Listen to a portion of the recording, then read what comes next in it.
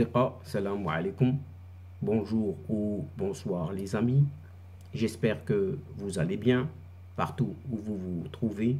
En tout cas, c'est ce que je vous souhaite et pour le meilleur de toutes les situations, bien sûr. Bienvenue sur votre chaîne Bled Maralibia qui attend comme toujours vos encouragements en la partageant auprès de vos connaissances, auprès de vos proches et surtout pour ne rien rater et manquer des nouveautés de votre chaîne. Abonnez-vous et faites abonner justement vos proches, vos connaissances afin d'y être informés très rapidement et ce en toute primeur bien sûr. Merci de nous recevoir chez vous et parmi vous une nouvelle fois. Et pour moi, je suis très content, très heureux de vous retrouver une nouvelle fois. Cette 269e vidéo vous propose votre ce qui fait débat habituel, c'est-à-dire ce qui fait la petite discussion entre nous à chaque fois et à chacune de nos rencontres. Le CQFD de votre Bled Maralibia, vous le savez maintenant, se consacre toujours à cette actualité. Elle ne rate pas une de cette actualité nord-africaine. Pour venir vous la résumer très brièvement en quelques mots, puisqu'elle est très riche surtout en ce moment. Et ce CQFD se consacre à ce passé trouble, oui, ce passé très trouble de ce vieux patron de cette armée algérienne. Et il y a de quoi en raconter, oui, il y a de quoi en raconter. Mais alors, que peut-on en raconter et que peut-on dire à ce sujet? Eh bien, oui, eh bien, nous avons un témoin, un très grand témoin, un bon témoin. Nous révélerons par la suite de cette séquence. Et c'est justement suite au décès, un certain décès, le 23 décembre 2019, de cet ex-général de corps d'armée. Oui, cet ancien. Il est décédé à l'âge de 79 ans. Il est revenu maintenant à ce général-major, oui, si on peut encore l'appeler ainsi, de 74 ans. 74 ans. Il devient commandant des forces, qui était commandant des forces terrestres, lui, qui a remplacé justement son ancien ami, celui qui le commandait. Il l'a remplacé d'abord par intérim, bien évidemment, à la tête de l'état-major de cette ANP, cette armée, cette fameuse armée nationale et populaire. Il était donc ce nouvel chef d'état-major, il était très proche de longue date de son prédécesseur qui est disparu depuis, donc, comme on vient de l'évoquer. Ce nouveau vieux, maintenant de 74 ans, a souvent servi aux côtés de son ancien. Et puis, chers amis, dans cette séquence, comme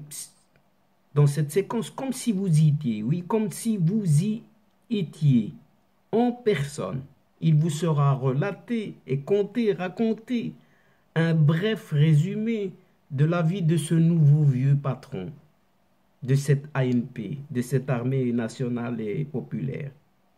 Un résumé, tout simplement, un résumé, puisque c'est une longue histoire, mais un résumé emprunté directement de cet ouvrage intitulé La sale guerre aux éditions La Découverte, paru en 2001 d'un certain Habib Souaidia. Habib Souaidia, un témoin privilégié. Oui, un témoin privilégié puisqu'il était sur les lieux. Et il va nous raconter lui-même tout ce qui s'est passé.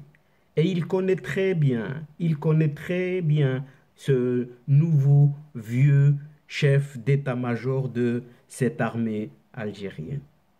En effet, dans son livre, Habib Souaidia a rendu compte des crimes, pas moins que ça, a rendu compte des crimes dont s'est rendu responsable à cette époque ce colonel d'alors, qui était ce Saïd Chengriha. Oui, il s'agit de Saïd Chengriha.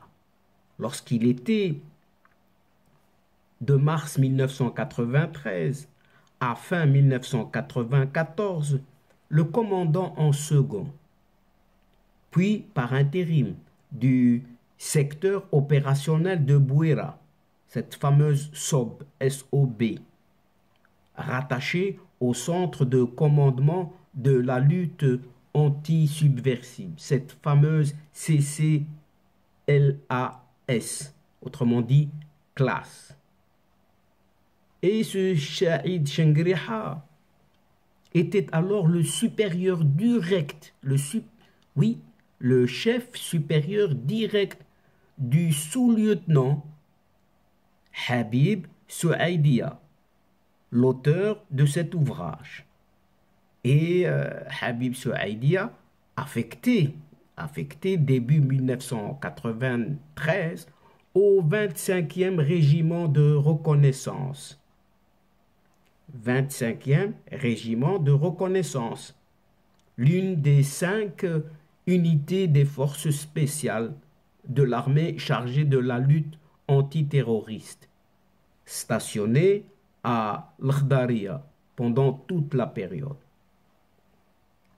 Ainsi, il est repris ici quelques extraits, oui, juste quelques extraits du livre de Habib Souaidia, relatant certains actes de ce colonel de cette époque, oui, toujours de cette époque, ce Saïd Chengriha, qui s'est alors illustré par des œuvres à n'en pas finir, mais des œuvres par sa férocité surtout. Précision et précisant encore qu'en 1995, ce colonel Saïd Chengriha a été muté à l'école des blindés de Constantine, où il est resté quelques mois avant de rejoindre en 1996 la 8e brigade de blindés stationnée cette fois à Sidi Bel Abbès, à l'ouest de l'Algérie donc. Et à ce titre, il a dirigé le secteur opérationnel de Sidi Bel Abbès, cette fois-ci SOBA, S-O-B-A, et le secteur opérationnel de l'ouest algérois, COAL, C-O-W-A-L, qui était également rattaché au centre de commandement de la lutte anti-subversive, cette fameuse classe, où il a continué à commettre et faire commettre à large échelle des crimes, les crimes de guerre, qui ont caractérisé la terrible guerre contre les civils conduite par les généraux dits janvieristes de 1992 à 2000, c'est-à-dire tout simplement ce qu'on appelle la décennie noire, les années 90. Rappelons que c'est dans cette région dont il était responsable jusqu'en 2003 que fin 1997 et début 98 eurent lieu dans la wilaya de Relizane de terribles massacres. Oui, de terribles massacres. Écoutez bien, plus de 1400 villageois, oui, 1400 villageois tués dans des conditions atroces, attribués au groupe islamiste de l'armée, alors qu'il n'en est rien. Il n'en est absolument rien, uniquement pour faire diversion, pour rester fidèle à ses habitudes de ce vieux Chengriha. Oui, ce Saïd Chengriha a été nommé par la suite général en 1998, puis général-major en 2003, occupant le poste d'adjoint au commandant de la 3e région militaire, à Béchar cette fois-ci. Et il en prend la tête en août 2004, jusqu'à sa nomination en juillet 2018 comme commandant des forces terrestres de cette ANP, cette armée nationale et populaire. Finalement, on met tout et n'importe quoi à la tête des institutions algériennes. Et la promotion de ce Saïd Chengryaha, comme celle de nombreux postes sensibles, d'autres officiers ayant gagné leurs galons, mais des galons de criminels, criminels de guerre, lors de cette sale guerre, a marqué un tournant majeur, confirmant au fil des mutations le rôle actuellement croissant de ces officiers à la tête de l'armée. Il n'y a que ça à la tête de cette Algérie. C'est notamment le cas du général-major Ammar Athamnia, qui commandait à l'époque avec le grade de colonel le 12e régiment de paracommando. Oui, qualifié de régiment des assassins, pas moins que ça, par Habib Souaidia dans son livre, et qui a été nommé en 2005 par Ahmed Gaïd Salah à la tête de la 5e région militaire, poste qu'il occupait encore fin 2019. Ou encore, cet autre général-major, Mohamed Tlemceni, nommé en 2018 au poste de chef d'état-major des forces terrestres, qui avait commandé dans les années 90 le 4e régiment, cette fois-ci paracommando, unité des forces spéciales, ayant également commis alors des crimes, toujours des crimes, que des crimes, et crimes de guerre, et cette fois-ci dans l'Algérois et dans d'autres régions bien évidemment. La direction de la 4e région militaire a quant à elle été confiée en août 2018 à un autre parachutiste, acteur de la sale guerre, toujours la sale guerre. Quand il s'agit de sale guerre, c'est bien évidemment la décennie noire qu'il s'agit. Le général-major Hassan Alaimia, ex-commandant du 10e régiment paracommando, installé dans les années 90 à Boufarik, à Blida, et d'autres régions également de l'Algérois. Et c'est justement là, oui, et c'est justement là où ont eu lieu les pires exactions des forces spéciales de l'armée et des groupes islamistes de l'armée, contrôlés par ce fameux DRS, ce fameux département du renseignement et de la sécurité. On peut penser que ces officiers, tous ces officiers et leurs pairs, à la tête de l'armée, feront cours autour de leur nouveau chef, ce nouveau vieux chef, ce vieillard de Saïd Chengryaha, pour agir de façon concertée. Contre qui? Eh bien, face à ce Hirak, ce mouvement pacifiste, oui, très pacifiste, et qui ne cesse de réclamer son état de droit, tout simplement. Reste à savoir dans quel sens, oui, dans quel sens, celui du dialogue ou celui de la répression. Mais on pense que c'est la deuxième partie qui trime cette fois-ci dans cette Algérie. Et qui prime, oui, qui prime, à travers l'installation de tous ces ex-soldats ou ex-caporaux qui sont devenus des généraux. En évoquant l'implication et la continuité des hommes à leur poste, oui, les mêmes, toujours les mêmes, il est rappelé ici et maintenant que la quête de justice et vérité demandée par ce Hirak et la population algérienne, donc la quête de justice et vérité pour la paix et la réconciliation, reste au cœur des exigences du peuple algérien, qui n'ignore rien de son histoire récente, surtout celle des années 90. Autrement dit, celle de la décennie noire. Tous ces officiers qui ont exécuté sans état d'âme. Les ordres de ces janvieristes, qu'on peut appeler ainsi, en tout cas ce Habib Saoudia, il les appelle ainsi, janvieristes, ont l'occasion inespérée de modifier positivement leur bilan face au peuple et à l'histoire. Et il faut espérer qu'ils sauront la saisir peut-être, mais on n'en pense pas moins et on craint le pire.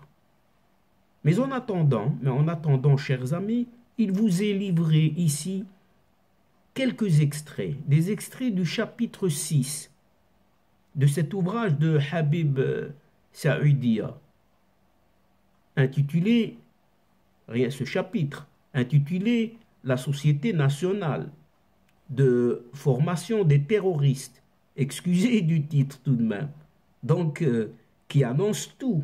Rien que ce titre annonce tout, nous révèle tout. Et Habib Saoudia raconte dans son livre, il nous dit ceci, et il le dit lui-même, et je vais le lire à sa place. Il nous dit ceci: mon arrivée à l'Khdaria en mars 1993 a coïncidé avec l'installation d'un nouveau commandant de secteur, le général Abdelaziz Mjahed, aussi un grand général. Mohamed Lamari avait décidé de créer des centres opérationnels de lutte anti-subversive, fameux COLAS, qui regroupaient plusieurs secteurs militaires. Toujours, c'est Habib Saoudia qui nous dit: l'Khdaria était ainsi rattaché au secteur opérationnel de Bouira, fameux son, et commandé désormais par le général Abdelaziz Mjahed, secondé, vous savez par qui? Eh bien, par le colonel Saïd Chingriha. Et toujours selon Habib Saoudia, nous dit l'été 1993 s'annonçait très chaud. Mais il ne s'agissait pas des conditions climatiques, non. Le général Abdelaziz Mjahed et le colonel Saïd Chingriha nous avaient donné l'ordre d'incendier avec de l'essence plusieurs montagnes près de l'Khdaria et en Kabylie. L'Khdaria était connu pour être un lieu de transit des groupes terroristes. Ils passaient par là pour se rendre en Kabylie, à Jijel ou dans l'est du pays. Le terrain, très boisé, facilitait leur déplacement. Il était impossible de voir quoi que ce soit par hélicoptère. Le feu allait non seulement les déloger, mais surtout dégager le terrain et nous permettre de voir de loin tout déplacement suspect.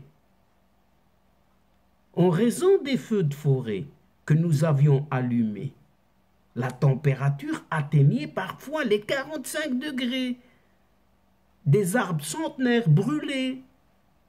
Ce désastre écologique n'a pas manqué de faire des morts parmi la population civile.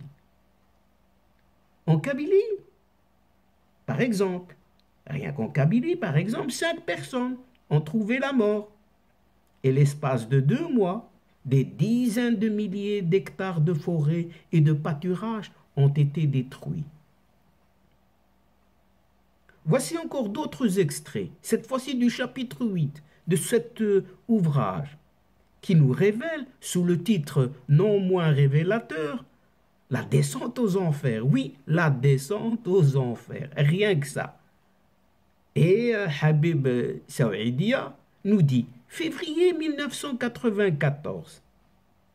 Il s'est ensuite passé ce qui se passait systématiquement avec les personnes arrêtées. À chaque fois, les hommes du DRS, donc de ce fameux département du renseignement et de la sécurité, basé chez nous, demandaient des instructions au général Abdelaziz Mjahed en personne ou à son chef d'état-major, qui est le colonel Saïd Chingriha. En général, l'ordre était toujours le même. L'ordre était toujours le même. Et il est le suivant. Habtohum lilwad. Habtohum lilwad. Ce qui veut dire, c'est-à-dire, fais-les descendre à l'ouad. Et ce qui voulait dire, tout simplement du monde. Liquide-les. Liquide-les. Pas nécessairement au bord de l'oued, ce pouvait être n'importe où ailleurs.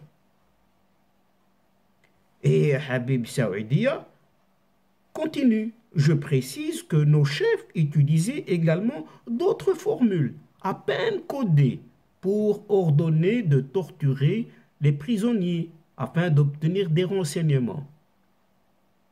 Traitez-les sur place.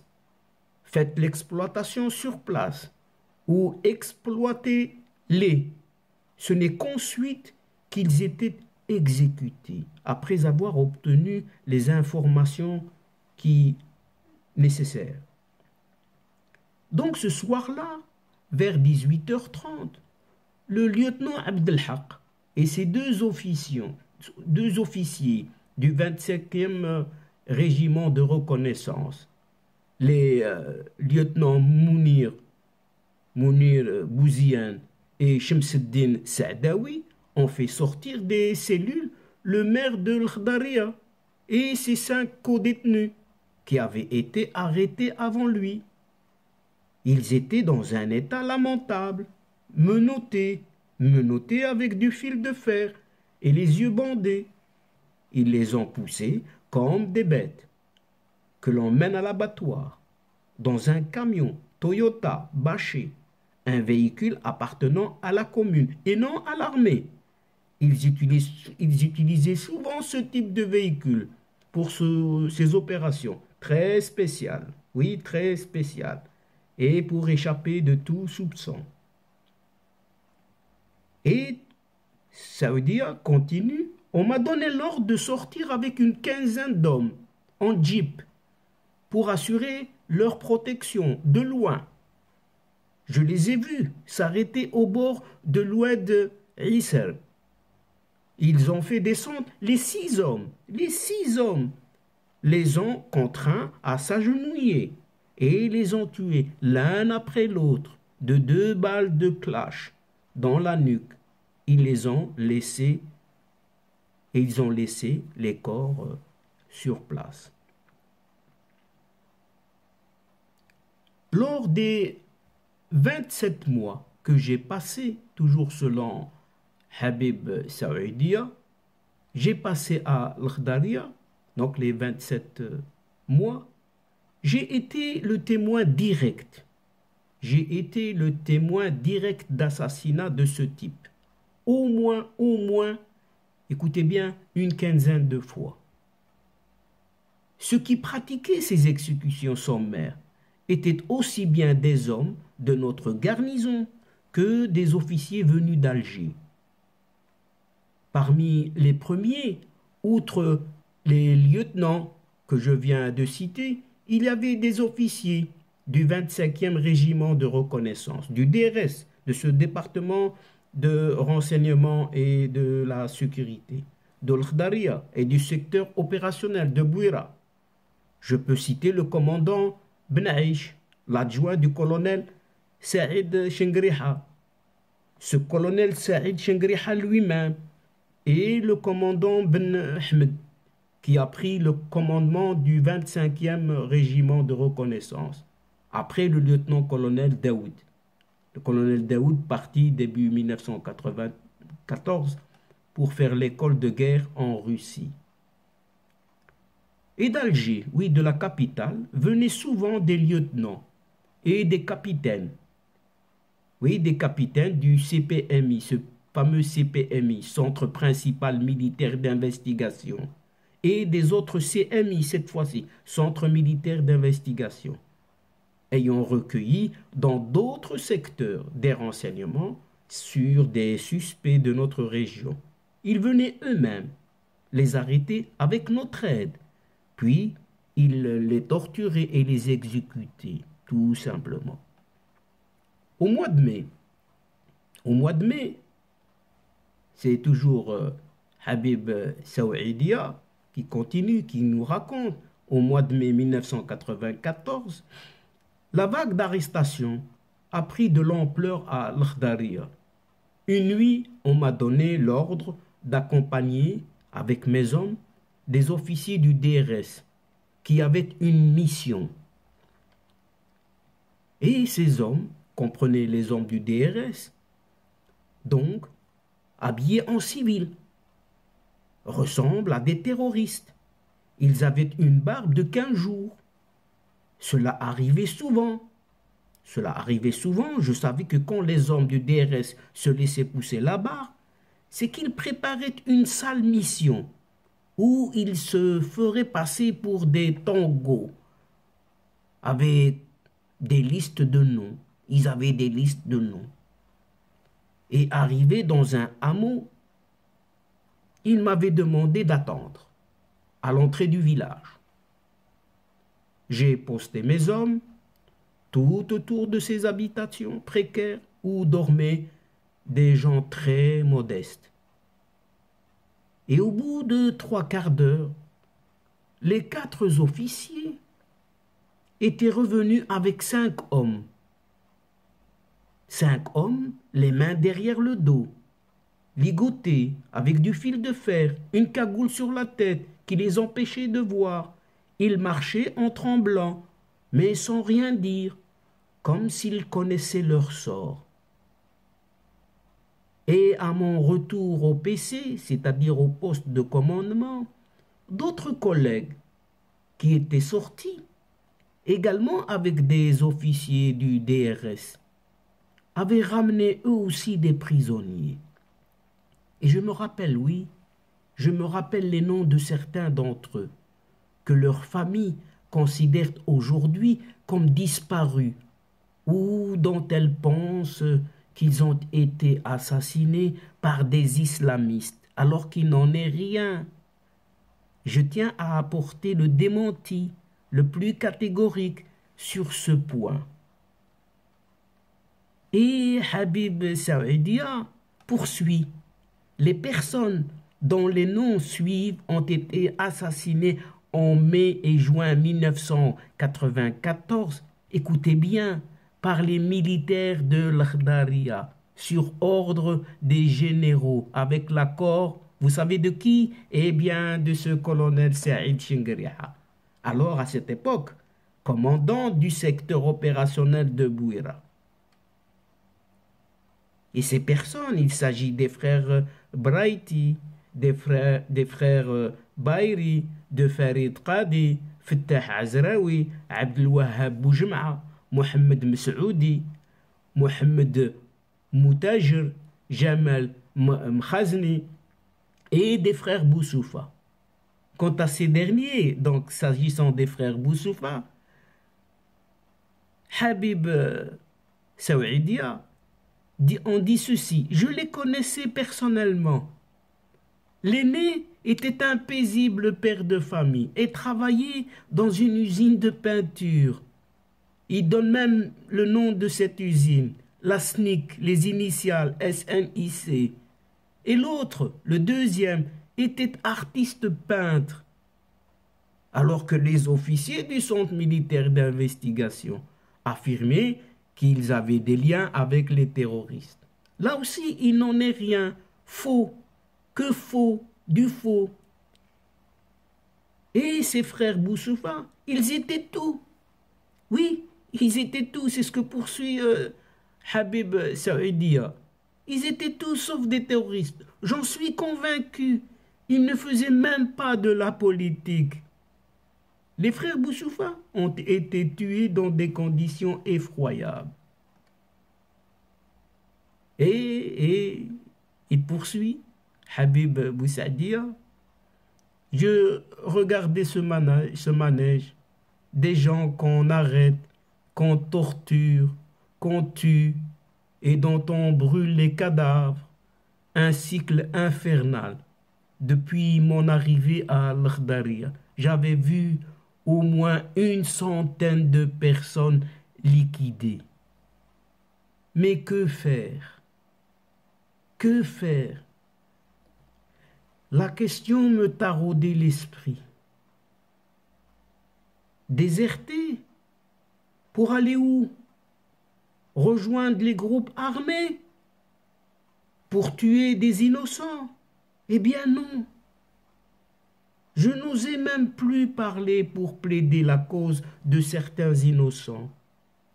Le colonel Saïd Chengriha, qui nous commandait depuis quelques semaines en remplacement du général Abdelaziz Mijahed, m'avait déjà plusieurs fois rappelé à l'ordre. Je ne voulais pas susciter la colère des éléments du centre militaire d'investigation, ce fameux CMI, ni celle de mes supérieurs. Et je me tenais à carreau. Oui, je me tenais à carreau depuis quelques semaines. J'avais pensé prendre des photos, mais je n'ai pas pu. Cela aurait éveillé les soupçons. À cette époque, j'ai décidé à la première occasion, je déserterai à l'étranger et je parlerai de tout ce que j'avais vu. J'attendrai mon heure encore très longtemps. Un soir du mois de juin 1994, mon supérieur, le colonel Saïd Chengriha, voulait effectuer une patrouille dans les rues de l'Khdaria. Il lui arrivait de vouloir sortir juste pour se balader. Il m'avait demandé de l'accompagner avec ma section. Nombreux sont les officiers supérieurs qui ne prenaient aucun risque.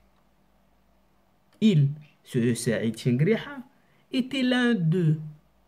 Eux étaient payés pour donner des ordres. Nous étions sous-payés pour mourir, tout simplement. Nous avions pris alors 5 Toyota et nous faisions une ronde. Depuis une demi-heure, quand un homme a surgi dans l'obscurité, il quittait son domicile à minuit, après l'heure de couvre-feu. Le menaçant avec ma Kalachnikov, je lui ai ordonné de mettre les mains en l'air, en lui posant la question. « Où vas-tu » Le bonhomme répond. « Je cherche des allumettes » me répondit-il avec nonchalance.